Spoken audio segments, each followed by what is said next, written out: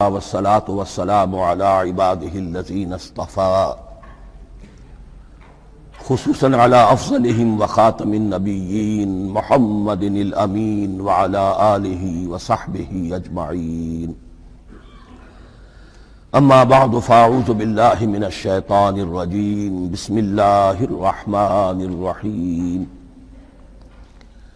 الحمد لله رب العالمين الرحمن الرحيم مالك يوم الدين إياك نعبد وإياك نستعين اهدنا الصراط المستقيم صراط الذين أنعمت عليهم غير المغضوب عليهم ولا الضالين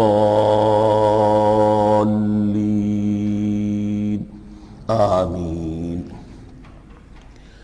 رب اشرح لي صدري ويسر لي امري واحلل عقدة من لساني يفقهوا قولي. اللهم ربنا الهمنا رشدنا واعذنا من شرور انفسنا. اللهم ارنا الحق حقا وارزقنا اتباعه وارنا الباطل باطلا وارزقنا اجتنابه. اللهم ربنا يسر لنا امورنا كلها واتمم لنا بالخير وتقبل منا فإنك خير المتقبلين آمین یا رب العالمین. معزز حاضرین اور محترم خواتین، ہم اللہ کے نام سے اس سال کی نماز تراویح کے ساتھ دورہ ترجمہ قرآن کا آغاز کر رہے ہیں. اس سے پہلے میں عرض کر چکا ہوں کہ اب میری عمر بھی کافی ہو چکی ہے. قمری حساب سے 68 برس مکمل ہو چکے ہیں اور مختلف قسم کے عوارض بھی مجھے لاحق ہیں، اور بہت سے احباب نے اور رفقاء نے مشورہ دیا تھا کہ میں اتنا بڑا بوجھ اپنے ذمے نہ لوں، لیکن میں نے خالصتاً توکلاً علی اللہ اس کی ہمت کی، اس کا ارادہ کیا، اس کے لیے اہتمام بھی خصوصاً ہوا ہے. مجھے اندازہ ہے کہ اب میرے خیالات کی جو رو ہے وہ اب اتنی تیز نہیں ہے جتنی کبھی ہوا کرتی تھی. کراس ریفرنسز بھی جو ہیں قرآن حکیم کے وہ اتنے مستحضر نہیں ہیں جتنے کبھی ہوتے تھے، بلکہ واقعہ یہ ہے کہ میری زبان بھی بعض اوقات لڑکھڑاتی ہے، اس لیے کہ مجھے جو ادویات استعمال کرنی پڑتی ہیں ان کا اعصاب پر بھی اثر ہوتا ہے، اور جو ہمارے اعضائے رئیسہ ہیں ان پر بھی اثر ہوتا ہے. بہرحال ان سب کے علی الرغم اللہ کا نام لے کر آغاز کر رہے ہیں. میری انتہائی نگارش یہی ہے، تیرے نام سے ابتدا کر رہا ہوں. ابھی میں نے سورہ فاتحہ کی تلاوت کی اور آپ نے سماعت فرمائی. یہ سورہ مبارکہ مصحف کے اعتبار سے تو پہلی صورت ہے ہی، سب کو معلوم ہے، لیکن یہ بھی نوٹ کر لیجئے کہ یہ نزول کے اعتبار سے بھی سب سے پہلی مکمل صورت جو حضور پر نازل ہوئی وہ یہی ہے. اس سے قبل متفرق آیات نازل ہوئیں، 5 آیتیں سورہ علق کے آغاز میں، کچھ آیتیں سورہ قلم یا سورہ نون کے آغاز میں، کچھ آیتیں سورہ مزمل کی ابتدا کی، کچھ آیتیں سورہ مدثر کے آغاز کی. 5ویں وحی تقریباً اس پر اجماع ہے کہ یہ سورۃ الفاتحہ کی ہے، اور یہ مکمل سورت ہے جو حضور پر نازل ہوئی. سورۃ الفاتحہ کے معنی ہوئے افتتاحی سورت. فتح یفتح کے معنی ہے کھولنا، مفتاح کنجی کو کہتے ہیں، چابی کو. تو یہ اوپننگ سورہ آف دی قرآن، قرآن حکیم کی افتتاحی سورت. ویسے جیسا کہ میں تعارف قرآن کے ضمن میں عرض کر چکا ہوں، عربوں کا یہ مزاج تھا کہ جس چیز سے انہیں خصوصی محبت ہوتی تھی اس کے بہت سے نام رکھتے تھے. اس کے بھی بہت سے نام ہیں. سورۃ الفاتحہ سب سے عام ہے، لیکن الکافیہ، الشافیہ، ام القرآن، اساس القرآن، کم سے کم یہ 4 نام تو میں سمجھتا ہوں کہ ہر مسلمان کو مزید معلوم ہونے چاہیے، اور بھی بہت سے نام. اس سورہ مبارکہ کی بالاتفاق و بالاجماع 7 آیتیں ہیں، اگرچہ ان کی ترتیب میں کچھ اختلاف ہے. ایک رائے یہ رائے امام شافعی کی بھی ہے اور بصرہ کے جو قراء تھے ان کی بھی ہے کہ آیت بسم اللہ بھی سورہ فاتحہ میں شامل ہے، اس کا جز ہے، وہ اس کو شامل کر کے پھر 7 آیتیں بناتے ہیں، تو آخری جنہیں ہم 2 آیتیں سمجھتے ہیں صراط الذین انعمت علیہم غیر المغضوب علیہم ولا الضالین، وہ ان کے نزدیک ایک آیت ہے۔ تو گویا کہ نتیجہ یہ نکلا کہ آیتوں کی تعداد 7 ہی رہتی ہے۔ امام ابو حنیفہ رحمۃ اللہ علیہ کا موقف اور کوفے کے جو قراء تھے ان کا بھی موقف یہ ہے کہ آیت بسم اللہ نہ سورہ فاتحہ کا جز ہے نہ کسی اور سورت کا جز ہے، سوائے ایک مقام پر جہاں حضرت سلیمان علیہ السلام کا خط جو ہے نقل ہوا ہے، جو انہوں نے ملکہ سبا کو لکھا تھا انہو من سلیمان و انہو بسم اللہ الرحمن الرحیم، تو قرآن کے متن میں صرف اسی جگہ پر یہ آیت شامل سمجھتے ہیں، باقی یہ صرف علامت کے طور پر کہ یہاں سے ایک نئی سورت شروع ہو رہی ہے درج کی گئی ہے۔ اس سورہ مبارکہ کو الصلاح قرار دیا گیا ایک حدیث میں، اس کا جو اسلوب ہے وہ دعا کا ہے، اور دعا کے ساتھ اس کی جو مناسبت ہے اور پھر اسی کی وجہ سے ہماری نماز کا یہ جزو لا ینفک بنا دیا گیا، بلکہ ایک حدیث جو میں آپ کو سناؤں گا اس میں اسی کو نماز قرار دیا گیا، الصلاح یہی ہے۔ ویسے وہ حدیث مبارک موجود ہے من لم یقرأ بفاتحۃ الکتاب لا صلاۃ لمن لم یقرأ بفاتحۃ الکتاب، جو شخص سورہ فاتحہ کی تلاوت نہیں کرتا اس کی کوئی نماز نہیں۔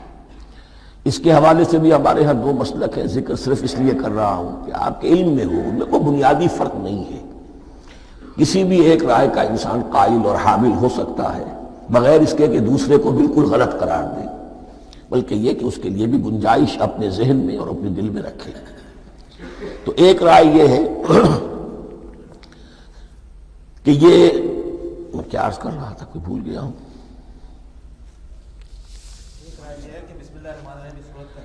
جی، اور دوسری آیت یہ ہے کہ اس کا حصہ نہیں ہے، اسی اعتبار سے یہ کہ یہ سورہ مبارکہ نماز میں پڑھی جانی ضروری ہے، لا صلاۃ لمن لم یقرأ بفاتحۃ الکتاب۔ البتہ یہ اختلاف ہے، یہ بات جو میں ذکر کر رہا تھا جو ذہن سے نکل گئی، کہ آیا مقتدی جو ہے امام کے پیچھے کھڑا ہو کر جب نماز پڑھ رہا ہو تو کیا اس صورت میں بھی اس کے لیے لازم ہے کہ سورہ فاتحہ پڑھے؟ اس میں 2 رائے ہو گئی، بلکہ 3۔ ایک رائے انتہائی ہے اور وہ فقہ حنفی کی طرف منسوب ہے کہ اگر آپ امام کے پیچھے مقتدی کی حیثیت سے نماز پڑھ رہے ہیں تو کسی بھی رکعت میں آپ سورہ فاتحہ نہیں پڑھیں گے۔ ایک دوسری بالکل برعکس رائے ہے، وہ امام شافعی رحمۃ اللہ علیہ کی ہے کہ ہر حالت میں چاہے امام جہری رکعت پڑھا رہا ہو جس میں وہ بلند آواز سے سورہ فاتحہ پڑھ رہا ہو، اور چاہے وہ سری رکعت ہو، ہر حالت میں مقتدی کو بھی پڑھنی ہے۔ ایک تیسری رائے بین ہے، وہ امام مالک کی ہے رحمۃ اللہ علیہ، کہ جو سری رکعت ہے جس میں کہ امام بھی خاموشی سے پڑھ رہا ہے مقتدیوں کو بھی پڑھنی چاہیے، جو جہری رکعت ہے جس میں کہ امام بلند آواز سے پڑھ رہا ہے اس میں مقتدیوں کو خاموش رہ کر پوری توجہ جو ہے سننے پر صرف کر دینی چاہیے۔ اذا قرئ القرآن فاستمعوا له وانصتوا، جب قرآن پڑھا جا رہا ہو تو پوری توجہ اس کے پڑھنے پر مرکوز کر دو اور خود خاموش رہو۔ میرے اپنی رائے میں یہ تیسری رائے سب سے زیادہ صائب ہے، اور اس میں کسی طرح کی بھی کوئی پیچیدگی پیدا نہیں ہوتی۔ بہرحال اس سورہ مبارکہ کا جو اسلوب ہے میں نے عرض کیا دعائیہ ہے، البتہ قرآن مجید کے علم اور حکمت کے اعتبار سے، اس کے فلسفے کے اعتبار سے ایک بات سمجھ لینی چاہیے۔ قرآن کا فلسفہ یہ ہے کہ بنیادی ہدایت ہر انسان کے دل میں موجود ہے بالقوہ، پوٹینشلی۔ یہ جو قرآن مجید یا اللہ کی کتابیں نازل ہوتی ہیں یہ انہیں ایکٹیویٹ کرتی ہیں، وہ اندر کی جو ڈورمنٹ کانشسنس ہے، خابیدہ شعور جو ہے اسے بیدار کر کے اور پھر یہ کہ اسے اجاگر کرتی ہیں۔ ہر سلیم الفطرت انسان اور سلیم العقل انسان، 2 سلامتی شرط ہیں۔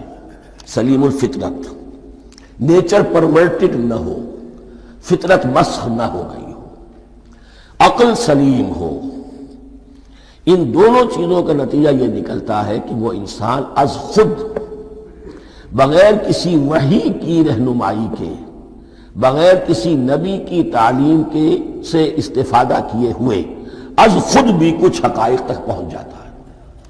اور وہ حقائق کیا ہے؟ نمبر ایک یہ کہ اس کائنات کا ایک خالق ہے، وہ ایک ہے، اور وہ تمام صفات کمال سے متصف ہے۔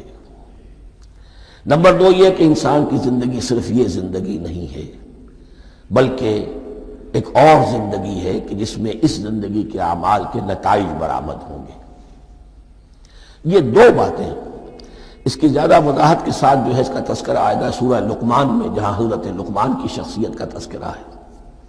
لیکن یہاں صرف یہ بات سمجھ لیجئے کہ قرآن کا فلسفہ یہ ہے کہ ہر انسان میں، ہر فرد نوع بشر میں جو اپنی ولادت کے وقت مسلم ہوتا ہے، حضور کی حدیث ہے کل مولود یولد علی الفطرہ ابواہ یحودانہ او ینصرانہ او یمجسانہ، ہر بچہ نوع انسانی کا فطرت اسلام پر پیدا ہوتا ہے، وہ فطرت کے اندر وہ ہدایت ودیت ہے۔ اب اگر وہ فطرت بس نہیں ہوئی اور عقل جو ہے وہ صحیح رخ پر کام کر رہی ہے تو ان دو حقائق تک وہ انسان خود پہنچ جائے گا۔ لیکن ان دونوں حقائق تک پہنچنے کے بعد اب وہ دست بستہ دعا کرے گا کہ اے رب اب مزید ہدایت تو مجھے عطا فرما۔ ایک تو یہ کہ میں کیا کروں کیا نہ کروں، میری عقل اس میں ٹھوکر کھا سکتی ہے، میں کسی اچھی چیز کو بری سمجھ سکتا ہوں، کسی بری کو اچھی سمجھ سکتا ہوں، تو مجھے صحیح راستہ، صحیح راہ ہدایت پر چلا۔ یہ دعا ہے جو انسان کرتا ہے جبکہ وہ ایمان باللہ اور ایمان بالآخرہ تک خود پہنچ چکا ہوتا ہے، اور یہ سمجھتا ہے کہ صحیح زندگی کا رخ یہی ہے کہ جس رب کو میں نے پہچانا ہے کہ وہ اس کائنات کا خالق ہے اور مالک ہے اور رب ہے، میں اس کی بندگی کروں، اس کی اطاعت کروں، اس کا حکم مانوں، اس کے راستے پر چلوں۔ لیکن وہ راستہ کون سا ہے؟ اس کے لیے پھر دست بدعا ہوتا ہے کہ پروردگار تو میری رہنمائی فرما۔ یہ مقام ہے کہ جہاں آپ سمجھ لیجئے اپنے آپ کو بھی آج اس جگہ پر تصور کرتے ہوئے پھر اس سورہ مبارکہ کو پڑھیے کہ آپ اس مقام پر اللہ کے فضل و کرم سے پہنچ چکے ہیں کہ اللہ کو آپ نے پہچان لیا اور اس کی توحید کو جان لیا، اس کی جملہ صفات کمال سے آپ واقف ہو گئے، آپ یہ بھی جان گئے کہ بڑھ کر اس کے حضور میں حاضر ہونا ہے اور وہ حساب کتاب لے گا۔ پھر آپ نے یہ عہد بھی کر لیا کہ اب زندگی گزارنی ہے اس رب کی بندگی میں، اسی کی فرما برداری میں۔ اب یہاں کھڑے ہو کر آپ پوچھتے ہیں کہ اللہ مجھے وہ تفصیلی ہدایت عطا فرما، ایسا نہ ہو کہ کبھی میں کسی راستے پر چلتا ہوا کسی پگڈنڈی پر مڑ جاؤں اور وہ تھوڑی سی جو ڈیوییشن ہو میرے راستے کی وہ میری عاقبت کو برباد کر دے۔ یک لحظہ غافل گشتم و صد سال راہم دور شد، اس لیے کہ ہوتا یہی ہے سیدھے راستے سے ذرا سی کوئی پگڈنڈی جو ہے تھوڑے سے اینگل پر نکلی ہے، لیکن جب چلتے جائیں گے آپ تو جتنے آگے بڑھیں گے اس پر، اس راہ صراط مستقیم سے آپ اتنے ہی زیادہ دور ہوتے چلے جائیں گے۔ یہ ہے قرآن مجید کی حکمت اور فلسفے کے اعتبار سے اس سورہ مبارکہ کا مقام۔ اب آئیے ہم بسم اللہ کرتے ہیں۔ بسم اللہ الرحمن الرحیم، شروع کرتا ہوں میں اللہ کے نام سے جو رحمان اور رحیم ہے۔ اس پر کچھ گفتگو ہو چکی ہے تعارف قرآن کے ضمن میں کہ رحمان اور رحیم دو نام ہیں کہ جو رحمت کے مادے سے نکلتے ہیں۔ رحمان میں اللہ تعالیٰ کی رحمت کا جوش، ہیجانی کیفیت، طوفانی کیفیت، اور رحیم میں اللہ تعالیٰ کی رحمت کا دوام اور تسلسل۔ یہ دونوں کیفیات اللہ کی رحمت میں بیک وقت موجود ہیں، جس کا ہم تصور نہیں کر سکتے۔ ہم سمندر کو دیکھتے ہیں، متلاطم سمندر ہے، اس میں ہیجان ہے، طوفان ہے۔ دریا کو دیکھتے ہیں کہ وہ سکون کے ساتھ چل رہا ہے، خاموشی سے چل رہا ہے، بہہ رہا ہے، بس تسلسل کے ساتھ بہہ رہا ہے۔ ہم ان دونوں کیفیات کو علیحدہ علیحدہ دیکھتے ہیں تو ہمارا ذہن ان دونوں کو بیک وقت اس کا تصور نہیں کر سکتا، تخیل ممکن نہیں۔ لیکن اللہ کی رحمت کی یہ دونوں شانیں مستقلاً ہر وقت موجود ہیں بیک وقت، اسی لیے ان دونوں کے درمیان کہیں حرف عطف نہیں آئے گا۔ بسم اللہ الرحمن الرحیم، الحمدللہ رب العالمین۔ کل حمد، اور حمد کو ذہن میں رکھ لیجئے، حمد مساوی ہے تعریف جمع شکر۔ عام طور پر ترجموں میں ایک لفظ لایا جاتا ہے، کل تعریف اللہ کے لیے، یہ کافی نہیں ہے۔ تعریف آپ کسی شے کی کر سکتے ہیں جس میں کوئی حسن ہے، خوبی ہے، کسی بھی اعتبار سے، خواہ آپ کو اس کے حسن و خوبی سے کوئی فائدہ حاصل نہیں ہو رہا۔ ایک پھول ہے، بہت خوبصورت ہے، بس ٹھیک ہے، خوبصورت ہے، آپ نے کہا، تعریف کر دی۔ شکر کرتے ہیں آپ اس شے کا جس سے آپ کو کوئی فائدہ پہنچا ہو، استفادہ ہوا ہو، آپ کی کوئی ضرورت پوری ہوئی ہو، آپ کی کوئی مشکل رفع ہوئی ہو۔ اور آپ دیکھیں گے کہ حمد میں یہ شکر کا پہلو غالب ہے۔ جتنی بھی دعائیں ہیں حضور سے منقول، شکر کے مقام پر وہاں حمد آتا ہے۔ بھوک لگی ہوئی تھی، کھانا کھایا، الحمدللہ الذی اطعمنی وسقانی۔ اب یہاں دیکھیے ترجمہ، تعریف نہیں، شکر ہے اس اللہ کا جس نے مجھے کھلایا اور پلایا۔ آپ بیت الخلاء سے باہر آئے، نجاستیں آپ سے دور ہو گئیں، طبیعت میں انشراح ہوا، الحمدللہ الذی اذھب عنی الاذی وعافانی۔ وہ شکر ہے اس اللہ کا جس نے اذیت بخش چیزیں مجھ سے دور کر دیں اور مجھے عافیت بخشی۔ تو یہ الحمدللہ رب العالمین، اللہ تعالیٰ کا حسن و کمال اور حسن و جمال اپنی جگہ بھی اس انتہا کا ہے کہ جتنی تعریف اس کا حق ہے ہم کر ہی نہیں سکتے، لیکن اس کے احسانات اور انعامات ہم پر اتنے ہیں کہ ہم ان کو بھی گن نہیں سکتے۔ لہذا ایک ہی احصاء ہم نے کر دیا الف لام کے ساتھ، الحمدللہ رب العالمین۔ تمام تعریفیں اور کل شکر اللہ کے لیے ہیں کہ جو تمام جہانوں کا پروردگار ہے، رب ہے، مالک ہے۔ رب میں ایک مفہوم ہوتا ہے ربوبیت کا، اور اس میں مفہوم شامل ہوتا ہے تربیت کا، ربیانی صغیرہ۔ تو مالک ہونا اور تربیت دینا، آپ جس شے کے مالک ہوں گے آپ چاہیں گے اس میں بڑھوتری ہو، اس میں اضافہ ہو، وہ نشو و نما پائے۔ تو یہ دونوں چیزیں آپس میں ایک دوسرے کا جڑی ہوئی ہیں، پروردگار بھی اور مالک بھی۔ عام طور پر عربی میں رب کا لفظ مالک کے لیے آتا ہے، رب البیت، رب الدار، رب المال۔ تو مالک وہاں پر ظاہر بات ہے کہ اس سے مراد کیا ہے، مال والا، گھر والا، گھر کا مالک۔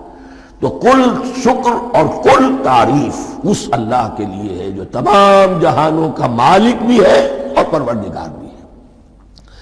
الرحمن الرحیم، رحمان ہے اور رحیم ہے۔ اب دوبارہ اس کی میں وضاحت نہیں کروں گا۔ مالک یوم الدین، یوم دین کا مختار مطلق ہے۔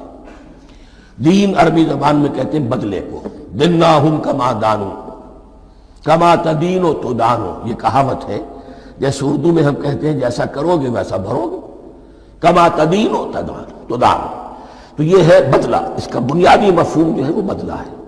تو بدلے کا ایک دن ہے جس دن فیصلہ ہوگا کہ کون کیا کما کر لایا ہے اور اسے کیا بدلہ ملنا چاہیے۔ آیا اس کا برائیوں کا پلڑا بھاری ہے کہ اسے سزا ملنی چاہیے، یا اس کی حسنات اور نیکیوں کا پلڑا بھاری ہے کہ اسے جزا ملنی چاہیے، اس کا انعام اور اکرام کے ساتھ معاملہ کیا جانا چاہیے۔ وہ ایک دن ہے، اسے ہم یوم القیامہ کہتے ہیں۔ اور لیکن اصل بات جو یہاں کہی گئی، یعنی ایک جملے میں تین باتوں کا اعتراف ہو رہا ہے۔ بعث بعد الموت، ایک دن آئے گا کہ ہم مرنے کے بعد تمام انسان اٹھا لیے جائیں گے، پھر حساب و کتاب، پھر اللہ کے ہاں حاضری ہوگی اور حساب کتاب ہوگا۔ اور تیسرا یہ کہ اس حساب کتاب کے دن کا مختار مطلق اللہ ہے، یعنی کسی اور کو اپنے ذہن میں سہارا بنا کر آپ زندگی گزاریں کہ وہ مجھے چھڑا لے گا، یا وہ ہستی جو ہے اتنی زوردار ہے کہ وہ مجھے بچا لے گی، اس سے اپنے دل کو، اپنے ذہن کو بالکل پاک کر لیجئے۔ مالک یوم الدین، ایک دوسری جگہ پر قرآن میں آیا ہے، اس روز کوئی پکارنے والا پکارے گا، لمن الملک اليوم للہ الواحد القہار، آج کے دن کس کا اختیار مطلق ہے؟ اور پھر کہا جائے گا اللہ کے لیے، الواحد قہار، جو پوری طرح چھایا ہوا ہے، مستولی ہے۔ تو مالک یوم الدین، جو جزا و سزا کے دن کا مالک ہے۔ اب یہاں سے کلام ایک رخ بدل رہا ہے۔ ابھی تک تو یہ غائبانہ انداز میں کلام ہو رہا ہے، اللہ سے خطاب نہیں آیا اس میں ابھی۔ الحمدللہ رب العالمین الرحمن الرحیم مالک یوم الدین۔ اب خطاب ہے، ایاک نعبد و ایاک نستعین، ہم صرف تیری ہی بندگی کرتے ہیں اور کریں گے، اور ہم صرف تجھ ہی سے مدد مانگتے ہیں اور مانگیں گے۔ یہ ترجمہ میں کیوں کر رہا ہوں کہ یہ فعل مضارع ہے۔ عربی زبان میں فعل مضارع حال اور مستقبل دونوں کو کور کرتا ہے۔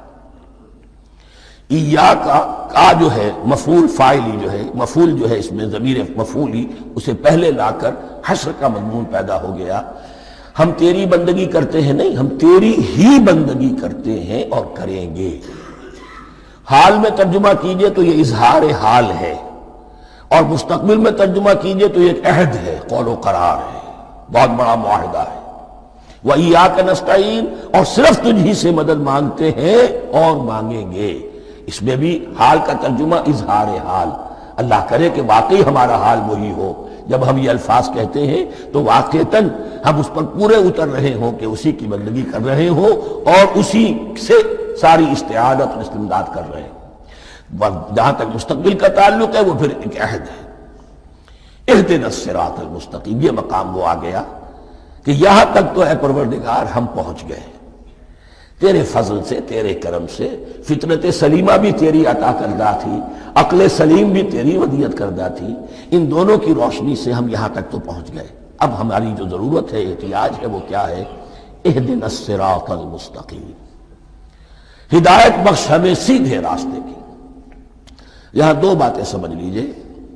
انفرادی سطح پر انسان کے لیے نہ معلوم کتنے مرحلے آتے ہیں ہر روز کہ جس میں وہ ایک چھٹک کر کھڑا ہو جاتا ہے، یہ کروں یا یہ کروں، دو آلٹرنیٹو سامنے آ رہے ہیں، فیصلہ کرنا مشکل ہو رہا ہے۔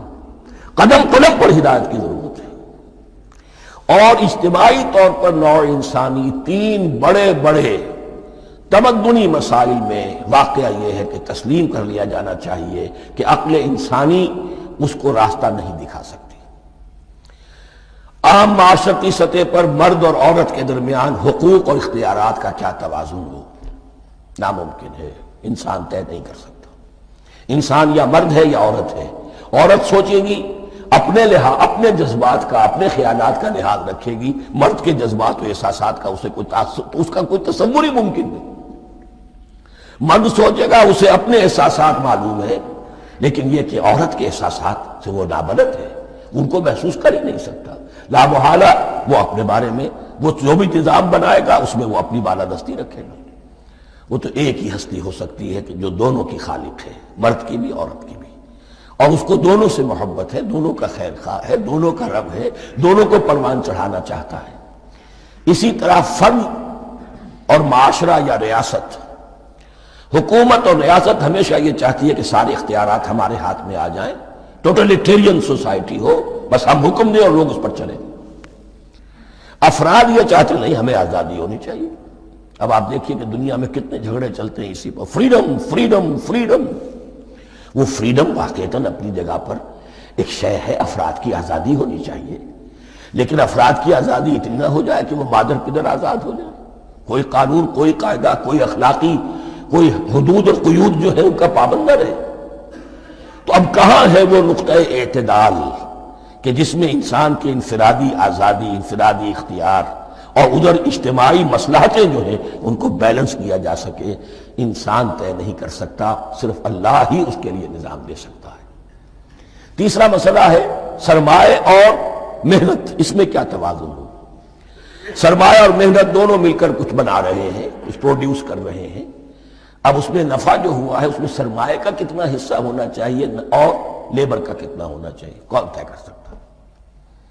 اس کے لیے بھی کہ ایسا نہ ہو کہ سرمایہ داری جو ہے آکاش بیل بن کر پورے معاشرے پر چھا جائے، اور غریب بیچارہ، مزدور بیچارہ، کاشتکار بیچارہ وہ گویا کہ چکی کے دو پارٹوں میں پس کر رہ جائے، اس کی کوئی حیثیت نہ رہ جائے۔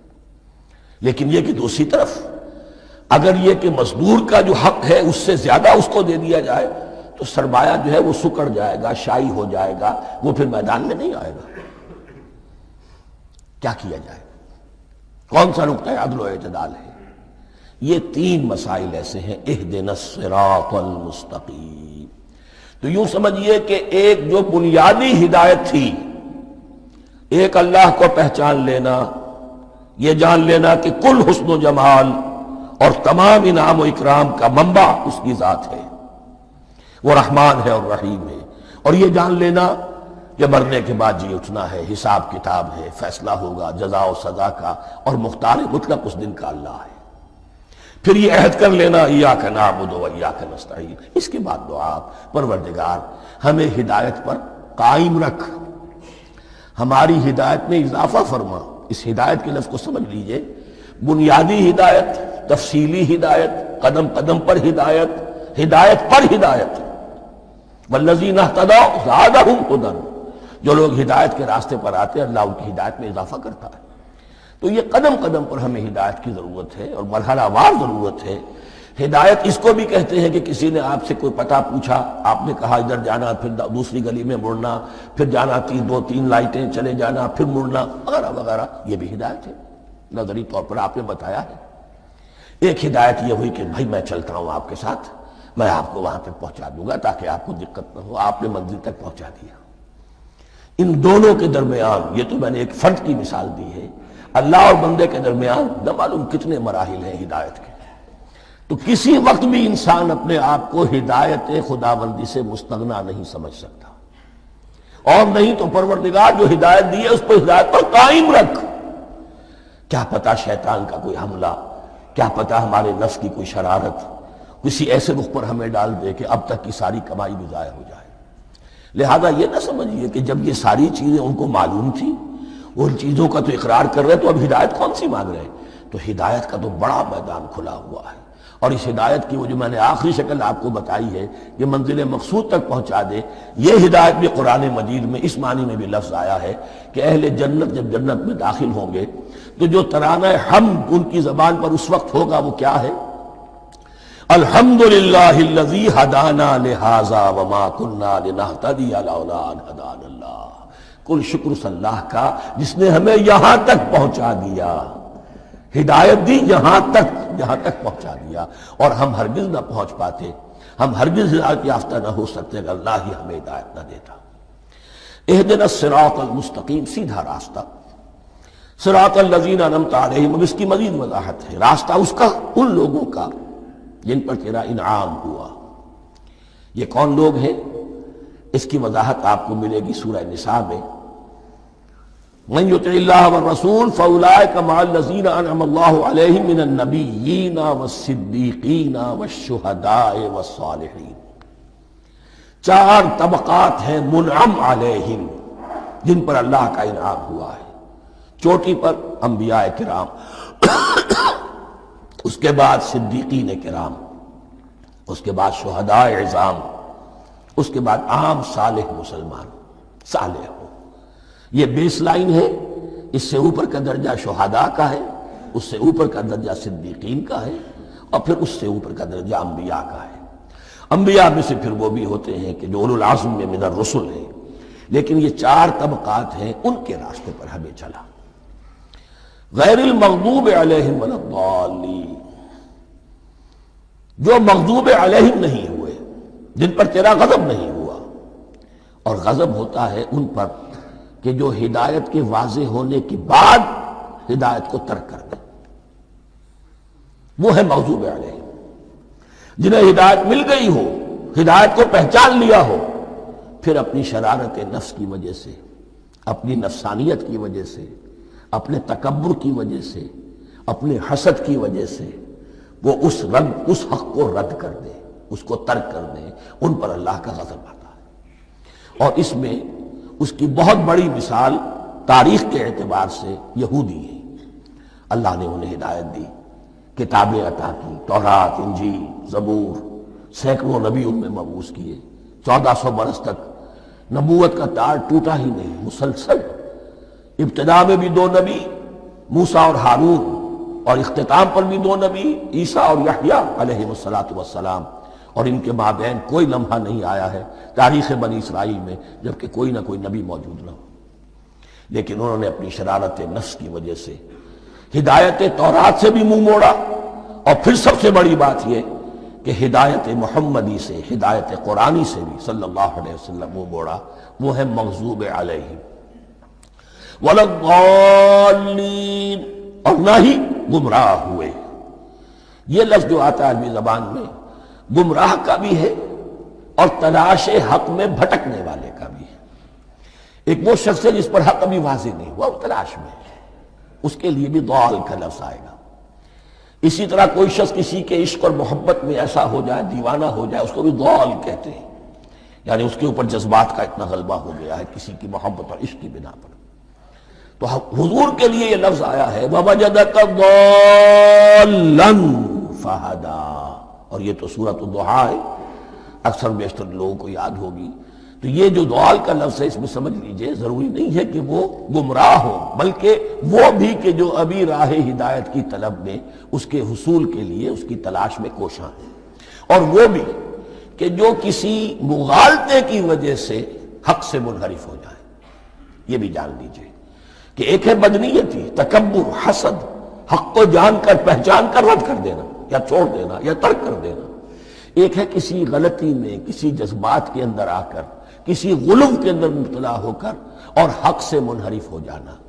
اس کی جو سب سے بڑی مثال ہے وہ نصارہ ہے، عیسائی ہے۔ حضرت مسیح کو انہوں نے مانا لیکن غلو کیا، یہ لفظ آئے گا آگے، لا تغلو فی دینکم، اپنے دین میں غلو نہ کرو۔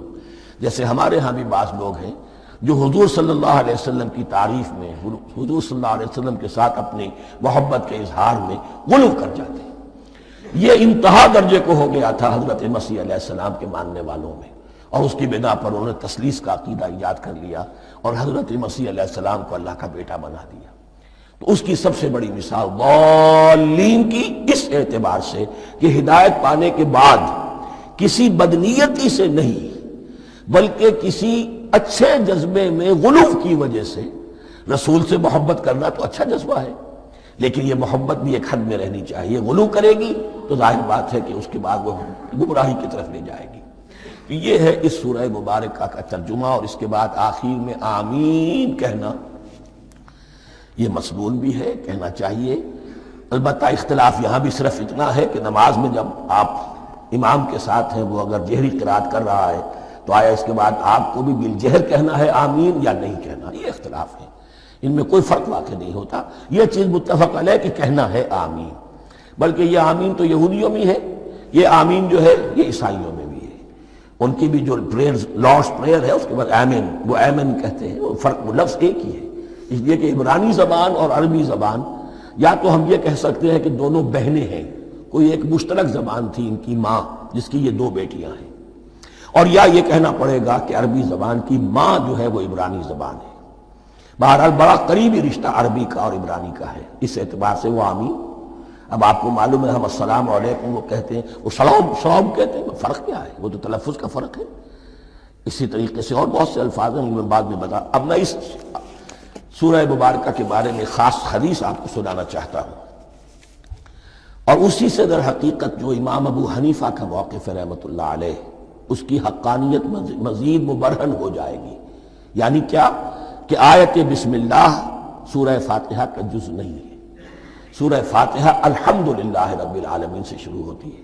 وہ میں آپ کو بتانا بھول گیا کہ جن کے نزدیک یہ سورت کا جز ہے وہ پھر جہری قرات میں بسم اللہ الرحمن بھی بلند آواز سے کہیں گے، اور جن کے نزدیک یہ سورہ فاتحہ کا جز نہیں ہے وہ نہیں کہیں گے، وہ الحمدللہ رب العالمین سے قرات کریں گے۔ تو کوئی فرق نہیں ہے بنیادی۔ یہ حدیث جو ہے یہ مسلم شریف میں ہے اور حدیث قدسی ہے، اس کے راوی حضرت ابو ہریرہ ہے رضی اللہ تعالی عنہ، اور اس حدیث نے اس سورت کے مضامین کا نہایت عمدہ تجزیہ کر دیا ہے۔ حدیث کے الفاظ سن لیجئے، قسمت الصلاۃ بینی و بین عبدی نصفین۔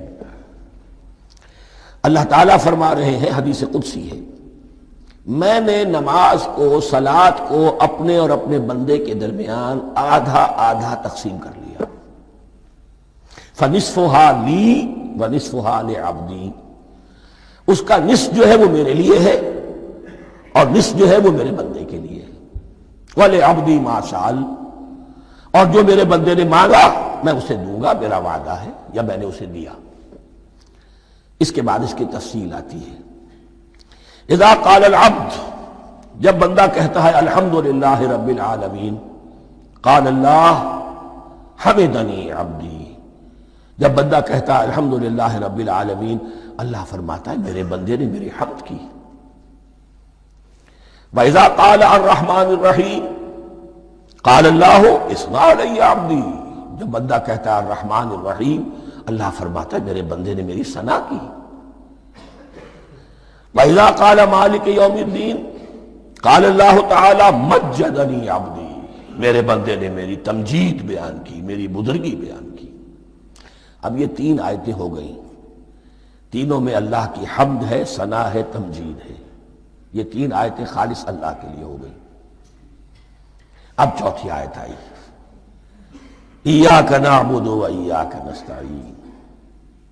اس کے بارے میں جب بندہ کہتا ہے اذا قال العبد ایاک نعبد و ایاک نستعین، قال اللہ تعالی ھذا ما بینی و بین عبدی ولعبدی ما سأل، یہ میرے اور میرے بندے کے درمیان ہے۔ یہ تو یوں سمجھئے یہ گرہ لگ گئی ہے میرے اور میرے بندے کے مابین۔ اس نے مجھ سے قول و قرار کیا ہے، اس نے میری بندگی کا اعتراف کیا ہے، اس نے تسلیم کیا ہے کہ میری ہی بندگی کرتا ہے اور کرے گا، اور مجھ سے مدد چاہیے ہے۔ ھذا ما بینی و بین عبدی، یہ معاہدہ ہے۔ معاہدہ دو فریقوں کے مابین ہوتا، یہ میرے اور میرے بندے کے مابین ہے۔ وَلِعَبْدِي مَا سَأَلَ، اور میں نے اپنے بندے کو دیا جو اس نے مانگا۔ وہ میری مدد چاہتا ہے، میری مدد اس کے شامل حال رہے گی۔ فَإِذَا قَالَ، اور جب بندہ کہتا ہے اهْدِنَا الصِّرَاطَ الْمُسْتَقِيمَ صِرَاطَ الَّذِينَ أَنْعَمْتَ عَلَيْهِمْ غَيْرِ الْمَغْضُوبِ عَلَيْهِمْ وَلَا الضَّالِّينَ، قال اللہ تعالی ھذا لعبدی ولعبدی ما سأل۔ یہ تین آیتیں یہ میرے بندے کے لیے، اهْدِنَا الصِّرَاطَ الْمُسْتَقِيمَ، اسی صراط مستقیم کی وضاحت ہے مثبت، صراط الذین انعمت علیہم، اسی صراط المستقیم کی وضاحت ہے منفی انداز میں، غیر المغضوب علیہم ولا الضالین۔ یہ سب میرے بندے کے لیے ہے، اور میں نے اپنے بندے کو دیا جو اس نے مانگا۔ اس کو میں نے ایک مرتبہ یہ ترازو کی شکل میں اس کو لکھوایا تھا۔ دیکھیے یہ ایاک نعبد و ایاک نستعین، یہ ہے وہ ترازی کی وہ ڈنڈ، واو جو ہے ایاک نعبد و ایاک نستعین، واو جو ہے گویا کہ وہ مٹھ ہے جس سے کہ ترازو کو پکڑا جاتا ہے۔ ادھر ایک پلڑا ہے جس کی تین آیتیں ہیں، الحمدللہ رب العالمین الرحمن الرحیم مالک یوم الدین۔ اس کا نتیجہ کیا نکلا؟ ایاک نعبد۔ آپ نے شاید یہ سنا بھی ہو، ایک بہت ہی عمدہ قرات کا جو ریکارڈ ہے قاری عبدالباسط عبدالصمد کا، وہ یہیں سے چل کر سورہ فاتحہ کی قرات کر کے ایاک نعبد پر آ کر رکتا ہے۔ الحمدللہ رب العالمین الرحمن الرحیم مالک یوم الدین ایاک نعبد۔ گویا کہ یہاں یہ صورت بالکل ہاف ہو گئی ہے۔ تین آیتوں میں اللہ کی حمد ہے، ثنا ہے، تمجید ہے، جس کا نتیجہ ہم تیری ہی بندگی کرتے ہیں، تیری ہی اطاعت کریں گے۔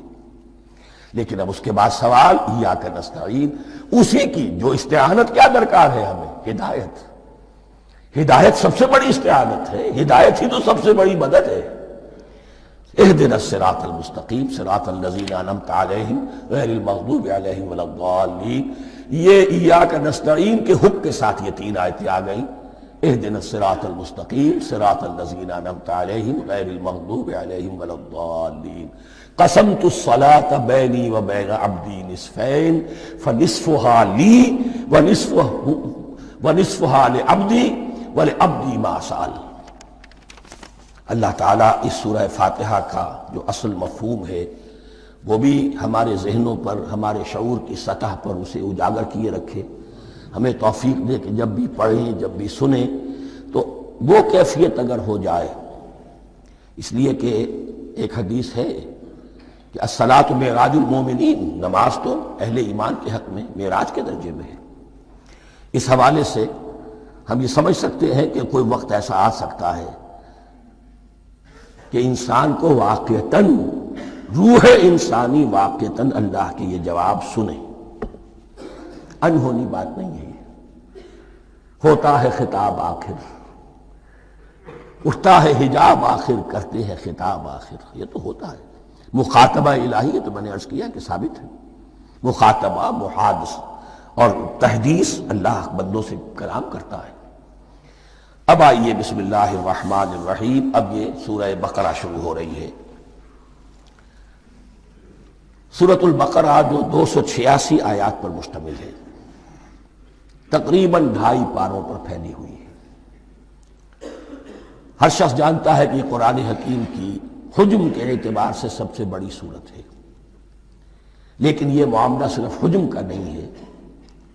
نبی اکرم صلی اللہ علیہ وسلم نے اسے سنام القرآن قرار دیا ہے۔ آپ نے فرمایا لکل شیء سنام، ہر چیز کی ایک چوٹی ہوتی ہے، جیسے اونٹ کا کوہان ہوتا ہے۔ وسلام القرآن البقرہ، سلام القرآن، قرآن کی چوٹی جو ہے وہ سورۃ البقرہ ہے۔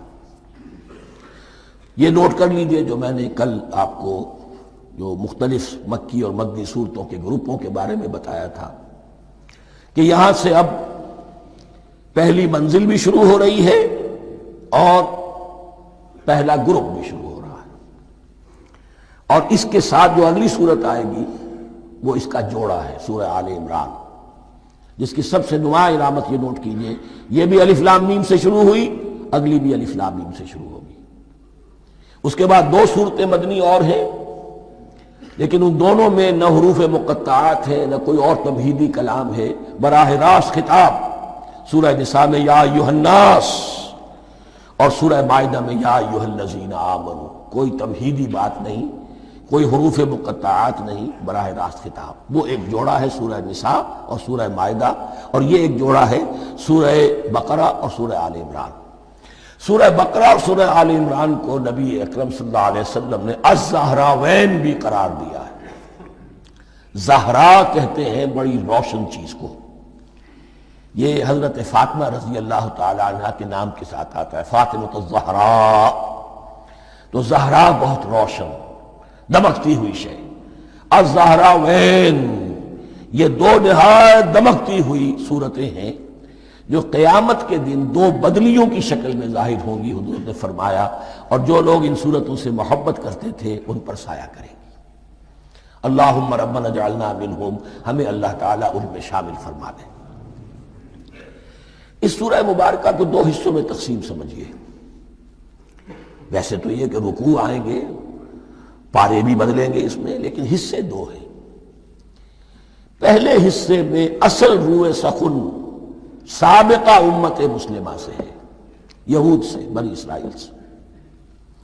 دوسرے حصے میں اصل خطاب موجودہ امت مسلمہ سے ہے، امت محمد سے صلی اللہ علیہ وسلم۔ پہلے حصے میں 18 رکوع ہیں لیکن آیات 152 ہیں، دوسرے حصے میں 22 رکوع ہیں لیکن آیات 134 ہیں۔ گویا کہ اس سے آپ کو توازن نظر آئے گا کہ اگرچہ ادھر رکوعوں کی تعداد کم ہے 18 لیکن آیات کی تعداد زیادہ ہے 152، دوسرے حصے میں رکوعوں کی تعداد زیادہ ہے 22 لیکن آیات کی تعداد 134۔ اسی لیے اس کا ایک نام میں نے تجویز کیا ہے، وہ اس لیے تاکہ کچھ حقائق آپ کے ذہنوں میں ان ناموں کے حوالے سے بھی انشاءاللہ محفوظ ہو جائیں گے۔ سورۃ الامتین، دو امتوں کی سورت، اس لیے کہ تقریباً نصف اس کی ساری بحث جو ہے، مرکزی بحث، وہ سابقہ امت مسلمہ بنی اسرائیل، اور دوسرا نصف اس میں سارا خطاب وہ ہے موجودہ امت مسلمہ یعنی امت محمد صلی اللہ علیہ وسلم۔ اس کا جو پہلے 18 رکوع ہے یا پہلا حصہ ہے، اس کے اندر ڈویژن فردر ہوگی ورٹیکل، عمودی، پہلے 4 رکوع، پھر 10 رکوع، پھر 4 رکوع۔ لیکن جو 22 رکوع ہیں دوسرے حصے کے، دوسرے نصف کے، اس میں ڈویژن جو ہے جو ہاریزونٹل ہے، وہ افقی تقسیم ہے، عمودی نہیں، افقی۔ وہ میں بعد میں بیان کروں گا جب ہم وہاں پہنچ جائیں گے۔ ان کو پہلے سمجھ لیجئے کہ اس پہلے حصے کی جو تقسیم میں نے کی ہے، پہلے 4 رکوع، پھر 10 رکوع اور پھر 4 رکوع۔ پہلے 4 رکوع یوں سمجھیے کہ پورے قرآن مجید کے لیے اس کی حکمت اور فلسفے کا جو حصہ مکی قرآن میں بیان ہو چکا تھا اس کا خلاصہ ہے۔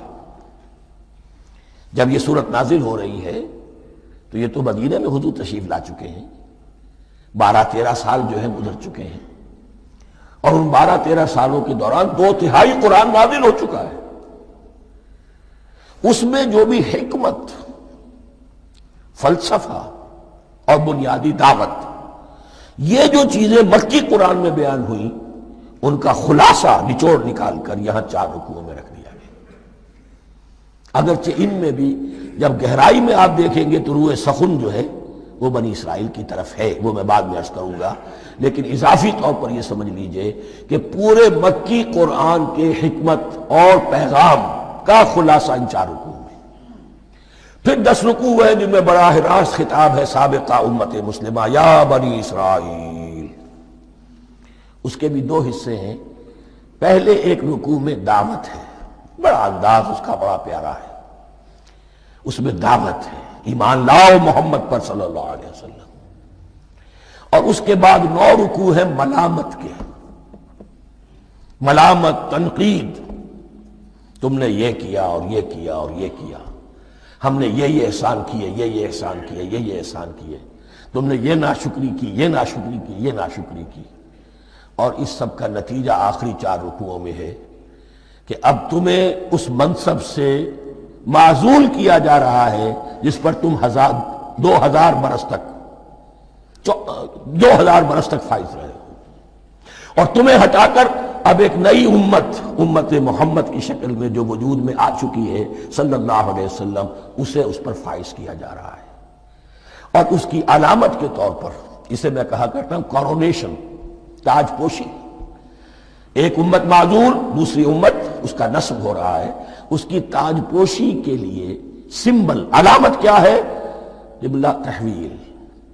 وہ قبلہ یروشلم سابقہ امت کا قبلہ اب ادھر رخ نہیں ہوگا، اب اہل توحید کا قبلہ یہ مکے کی طرف ہوگا، بیت اللہ کی طرف ہوگا۔ تو تحویل قبلہ کا مضمون ہے جو ان 4 رکوعوں میں آتا ہے۔ تو یہ میں نے تھوڑی سی تمہید جو ہے آپ کے سامنے رکھ دی ہے۔ اب بسم اللہ کیجئے۔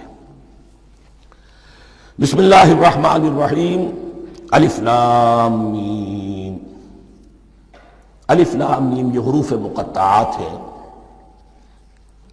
یہ علیحدہ علیحدہ پڑھے جاتے ہیں، علم نہیں پڑھ سکتے اس کو۔ الف لام میم، ہا میم ہے، ہا علیحدہ میم علیحدہ، اگرچہ لکھے ہوئے ہوتے ہیں جڑے ہوئے، کاف ہا یا عین صاد لکھے ہوئے جڑے ہوئے، پڑھے جائیں گے علیحدہ علیحدہ، قطع علیحدہ کرنا۔ تو حروف مقطعات ان کے بارے میں ایک بات تو جو ہے اجماعی ہے، سب کے نزدیک مسلم ہے، ان کا کوئی حتمی مفہوم اور ان کے حتمی معنی کسی کو معلوم نہیں سوائے اللہ اور اس کے رسول کے۔ اس معنی میں یوں بھی کہا گیا یہ کوڈ ورڈز ہیں، جیسے کہ کوئی میسیجز جو ہیں ادھر ادھر بھیجے جاتے ہیں، سیکرٹ میسیجز، تو کچھ کوڈ ورڈز ہوتے ہیں جس سے سمجھ میں آتا ہے کہ یہ بات واقعتاً صحیح سورس سے آ رہی ہے، واللہ عالم۔ لیکن اس کا کوئی مفہوم اور اس کے معنی جو ہیں وہ اتفاق اس پر ہے، اگرچہ بعض حضرات نے کچھ اپنی سی کوشش کی ہے، کچھ مفہوم جو ہے بنانے کی، وہ اپنی جگہ پر ہے، لیکن یہ کہ کسی حضرت عبداللہ ابن عباس رضی اللہ تعالی عنہما نے بعض ایسی کوششیں کی ہیں، لیکن ان کی رائے کو بھی ان کی ذاتی رائے سمجھا گیا ہے، امت نے اسے قبول نہیں کیا۔ اجماع اور کنسنسس اسی پر ہے کہ اس کے معنی اور مفہوم کسی کو معلوم نہیں سوائے اللہ اور اس کے رسول کے۔ البتہ بعض چیزیں ایسی ہیں کہ وہ اگر نوٹ کر لی جائیں تو شاید آئندہ ہے اس میں کچھ راز کھلنے کے امکانات پیدا ہو جائیں۔ دیکھیے عربی زبان کے جو الفابیٹس ہیں ان کی تعداد 29 ہے یا 28 ہے، میں بتا چکا ہوں۔ الف اور حمزہ کو ایک سمجھے تو 28 ورنہ 29۔ پہلی بات یہ نوٹ کیجئے قرآن حکیم کی 114 سورتوں میں سے 29 سورتوں میں ان کے شروع میں یہ حروف مقطعات آئے۔ دوسری بات یہ کہ اس میں 28 کا نصف کیجئے تو 14 استعمال ہوئے، 14 نہیں استعمال ہوئے، بالکل آدھی تعداد استعمال ہوئی ہے۔ تیسرے یہ کہ جو شروع اور آخر اور درمیان 3 حصوں میں تقسیم کر دیجئے آپ، 9 9 9 پلواری 27، ایک طرف 10 رہ جائیں گے۔ پہلے حصے میں سے بہت کم حروف لیے گئے، بہت کم۔ آخری حصے کے تقریباً تمام حروف ہیں، تقریباً۔ درمیانی حصہ وہ ہے کہ جس میں آپ نے دیکھا ہے کہ عربی میں جوڑوں کی شکل میں ہے، صاد ضاد، فرق کیا ہے نقطے کا، سین شین، فرق کیا ہے نقطوں کا، را زا، فرق کیا ہے نقطے کا۔ تو جو بھی نقطے والا لفظ ہے وہ نہیں لیا گیا، اور جو بغیر نقطے کے غیر منقوط ہے وہ لیا گیا۔ پھر اس میں 3 صورتیں ہیں جن میں ایک ایک حرف آیا ہے، سورہ قاف، سورہ نون، سورہ صاد۔ پھر صورتیں ہیں جن میں 2 آئی ہیں، جن میں 3 آئے ہیں، پھر 4 آئے ہیں، 2 ہی صورتیں ہیں جن میں 4 ہیں، اور 2 ہی صورتیں جن میں 5 ہیں۔ تو یہ ہے صرف یوں سمجھئے کہ اعداد و شمار۔ اس کے حوالے سے کچھ آدمی غور کرے تو شاید کوئی بات نکلے۔ باقی وہ مثال میں آپ کو بتا دیتا ہوں کہ حضرت عبداللہ ابن عباس نے ایک رائے ظاہر کی کہ الف لام میم در حقیقت ایک جملے کا خلاصہ ہے۔ انا اللہ اعلم، پہلا لفظ ہے انا، اس کا الف لے لیا، درمیانی لفظ ہے اللہ، اس کا درمیانی لام لے لیا، تیسرا لفظ ہے اعلم، یہ آخری لفظ ہے، آخری حرف میم لے لیا۔ انا اللہ اعلم، میں اللہ جانتا ہوں، واللہ اعلم، واقعتاً اللہ ہی جانتا ہے۔ یہ حضرت عبداللہ ابن عباس کی رائے ہے، لیکن اگرچہ انہیں حبر الامت مانا گیا ہے، لیکن یہ کہ ان کی اس رائے کو بھی اکثر و بیشتر مفسرین نے قبول نہیں کیا۔ اب جو پہلے 2 رکوع ہیں اس سورہ بقرہ کے، ان کے بارے میں تعویل عام اور تعویل خاص کا ایک بڑا بنیادی فرق ہے جو نوٹ کر لینا چاہیے۔ جس وقت یہ صورت نازل ہو رہی ہے، میں عرض کر چکا ہوں کہ 12 سال ہو چکے تھے حضور کو اپنا فریضہ نبوت و رسالت ادا کرتے ہوئے۔ ایک جماعت اچھی بھلی تیار ہو چکی تھی جنہوں نے حضور کی دعوت پر لبیک کہا، ایمان لائے اور آپ کی تعلیمات پر عمل کیا۔ وہ ایک گروہ موجود تھا، یہ ابو بکر ہے، یہ عمر ہے، یہ عثمان ہے، یہ طلحہ ہے، یہ زبیر ہے، یہ عبد الرحمن ابن عوف ہے، یہ مصعب بن عمیر ہے، دیکھ لو۔ اور ایک گروہ وہ تھا کہ جو حق کو جان کر پہچان کر محض اپنی ضد اور ہٹ درمی کی باعث وہ کفر پر اڑ گیا تھا۔ اور اب ایک تیسرا گروہ پیدا ہو رہا تھا مدینے میں آ کر، وہ ابھی ایمبریونک سٹیج میں ہے، کہ جو داعی ہے، مدعی ہے کہ ہم مانتے ہیں لیکن حقیقت میں نہیں مانتے۔ یہ 3 قسم کے گروہ دنیا میں ہمیشہ پائے جائیں گے، ہمیشہ۔ اب اسے میں اس کو لا رہا ہوں تعویل عام کی طرف۔ جب بھی کبھی کوئی دعوت اٹھے گی انقلابی، ایک ہوتا ہے واعظ و نصیحت، ٹھیک ہے، جس نے بھی فائدہ اٹھایا اٹھا لیا۔ ایک ہوتی ہے دعوت انقلابی، وہ انقلابی دعوت کا ہدف ہوتا ہے نظام کو بدلنا۔ نظام بدلتا ہے تو ظاہر بات ہے کہ جو لوگ اس نظام میں جن کے ویسٹڈ انٹرسٹ ہیں اور جن کو پریولیجز حاصل ہیں، جن کے مفادات ہیں، وہ تو لازماً اپنے نظام کا تحفظ کریں گے۔ ٹکراؤ ہوگا، تصادم ہوگا، تصادم میں جانی نقصان بھی ہوگا، مالی نقصان بھی ہوگا۔ یہ گویا کہ کسی انقلابی دعوت کے لوازم ہیں۔ اگر یہ شے نہ ہو تو دعوت انقلابی ہے ہی نہیں۔ اس اعتبار سے ہر انقلابی دعوت کے جواب میں 3 طبقے پیدا ہو جاتے ہیں۔ ایک وہ کہ جو اس دعوت کو قبول کرتے ہیں دیانت کے ساتھ، خلوص کے ساتھ، اخلاص کے ساتھ، اور پھر پوری جواں مردی کا ثبوت دیتے ہیں، ہر چہ بعد آباد، اب جو آئے سو آئے، جان دینی پڑے حاضر ہیں، مال دینا پڑے حاضر ہیں، کوئی تکلیف آئے، کوئی مشقت آئے، کوئی مصیبت آئے، کوئی قربانی کرے، حاضر۔ جب پکارا گیا، واپس نہیں پھیرا کوئی فرمان جنوں کا، اور تنہا نہیں لوٹی کبھی آواز جرس کی۔ خیریت جاں راحت تن صحت داما، سب بھول گئی مصلحت اہل ہوس کی۔ ایک وہ لوگ ہوتے ہیں، ایک وہ لوگ ہوتے ہیں کہ جو اڑ جاتے ہیں ضد پر، ہٹ درمی پر، ماننے کے باوجود، جاننے کے باوجود کہ بات تو ٹھیک ہے جو کہہ رہے ہیں، کیسے مان لیں؟ ہماری سیادت، ہماری چودراہٹ، ہمارے مفادات، ہمارے یہ ساری چیزیں ان سب کے اوپر زد پڑ رہی ہے۔ یہ لوگ اڑ جاتے ہیں، اور پھر کوئی دعوت، کوئی نصیحت، کوئی مزید افہام و تفہیم ان کے حق میں مفید نہیں ہوتی۔ اس لیے کہ صحیح بات ہے جو کہتے ہیں کہ سوتے کو تو جگایا جا سکتا ہے، جاگتے کو کیسے جگائیں؟ کوئی سویا ہوا ہے تو آپ اسے جگا دیں گے، جو جاگا ہوا ہے لیکن وہ بنا ہوا ہے، وہ اٹھنے کو تیار ہی نہیں ہے، تو آپ کیسے اٹھا دیں گے اس کو؟ تو جو لوگ جان بوجھ کر حق کو پہچان کر رد کر دیتے ہیں، پھر ان کے حق میں کوئی دعوت، کوئی نصیحت، کوئی تبلیغ، کوئی انذار، کوئی تبشیر مفید نہیں ہوتی۔ تیسرا درجہ ایسے لوگوں کا ہوتا ہے جو یا تو شروع میں آتے ہی شرارت کے ارادے سے ہیں، کوئی مصلحت ہے جس کی وجہ سے اس دعوت کو قبول کر لیا، کوئی ذاتی منفعت ہے جس کے لیے قبول کر لیا، یا یہ کہ شروع میں تو اخلاص کے ساتھ آتے ہیں لیکن جب قربانی دینے کا وقت آتا ہے تو ان کے اندر سیرت و کردار کی وہ مضبوطی نہیں ہوتی کہ ہر چباد آباد، یہ نہیں ہوتی، وہ پھر ڈگمگاتے رہتے ہیں، کبھی کچھ چلے پھر کہیں چھٹک کر رہ گئے، پھر کہیں کچھ چلے پھر چھٹک کر رہ گئے۔ یہ تیسرا طبقہ ہے کہ جو کہتا ہے، دعوی مدعی ہے کہ ہم نے مانا ہے، قبول کیا ہے، بات ٹھیک ہے، کچھ تھوڑا بہت چلتے بھی لیکن جہاں مشکل آئی چھٹک کر کھڑے ہو گئے، اوندھے منہ گر پڑے۔